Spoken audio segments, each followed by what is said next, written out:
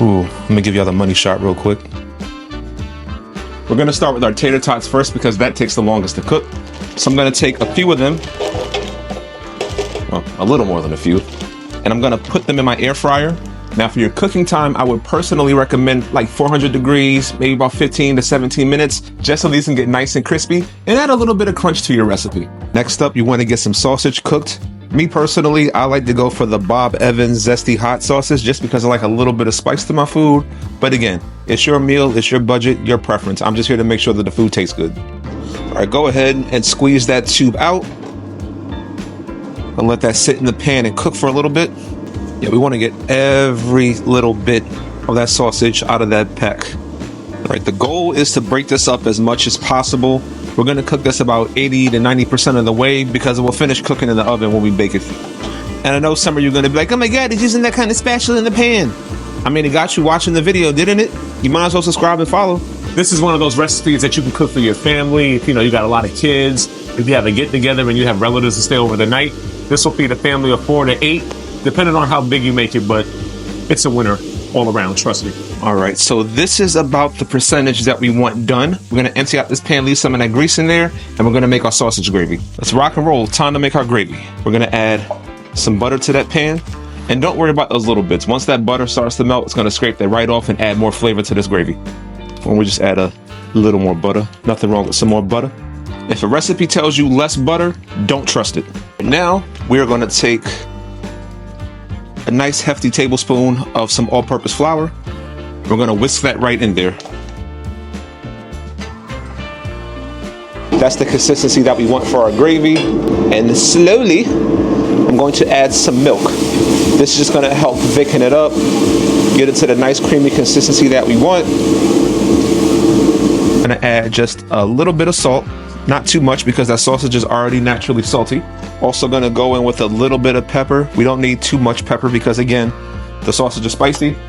And just to give that sausage some more sweetness, we're gonna add some garlic powder. And you can see as I'm starting to stir it up, that sausage gravy is starting to thicken, which is perfect. So I'll go ahead and add my sausage back to the pan. And I'll turn the heat off because we don't need to thicken anymore. And then just get that nice and combined. Pretty much until all that sausage is well incorporated with the gravy. Oh, let me get a better shot. Yep, that is some gorgeous looking gravy falling right off that spatula. We're gonna add a couple of tablespoons of butter to our pan. And what did I say earlier? If it don't got a lot of butter, don't trust the recipe. Now the key to making sure that you have nice fluffy soft eggs, add about a tablespoon or so of heavy cream, milk, or half a cup of Greek yogurt. It's gonna help it come out nice and fluffy. I'm gonna get all those eggs inside. And the second it touches the pan, immediately begin to whisk. This will help it from sticking to the pan and also help create those nice fluffy eggs that you're used to eating in restaurants or fast food establishments. Well, some fast food establishments because you know they mostly microwave the eggs, but you didn't hear that from me if you didn't know already. That residual heat from the pan will cook the eggs the rest of the way. Right there, picture perfect scrambled eggs. I'm a firm believer in giving props, credit, love to other chefs and content creators. This specific step I actually saw from Holmes Cooking on YouTube. So if you don't know who he is, I'll put a link in the description to his page. Make sure you give him a follow. Has some really great recipes, really great personality. Probably one of my faves on here, but in any event, we are going to take a cup of our Bisquick and add it to our bowl. Then we're gonna take a couple of cups of cow champagne and add that to the bowl. Now he says use 4 eggs, so we're gonna use 4 eggs. 1-hander. And then you wanna make sure you get your ingredients whisked in that bowl nicely. No, this bowl has always been here. I don't know what you're talking about. Optional just to make sure nothing sticks to the pan. Spray with a little cooking spray. The air fryer got the tater tots nice and crispy. Just gonna toss those bad boys in. Make sure that we get these spread across a little bit evenly. And then we're just gonna take one for the dad tax. It'll be our little secret. All right, then we're gonna pour that sausage gravy all over that. We'll do the same thing for our eggs. Try to spread it across as evenly as possible because we want eggs with every single bite. And at this point, I just like to add a little bit of pepper to the top to make sure those eggs are nice and seasoned. This part here, you can use your cheese of preference. I'm using pepper jack. I'm gonna spread that across that just like that. Use as much cheese as you want, use as little cheese. It's up to you. My wife likes a lot of cheese on her breakfast, so I'll put a lot of cheese in this dish. And then last but not least, we are going to pour that Bisquick mix over the top.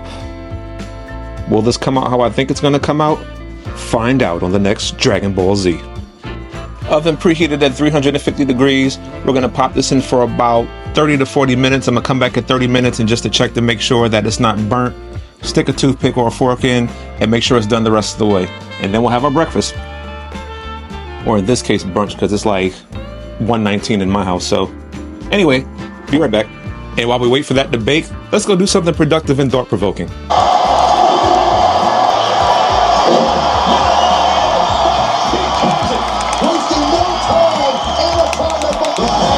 Hey.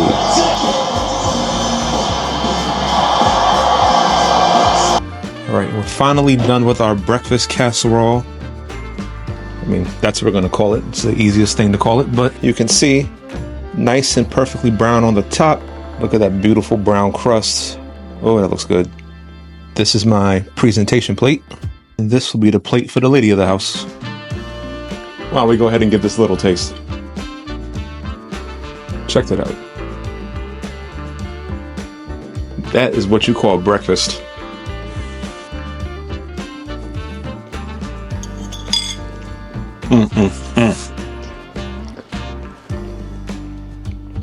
If she's in a bad mood, make her this. Trust me.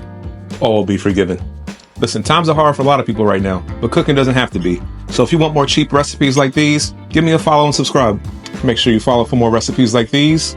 And until the next time we feast, peace.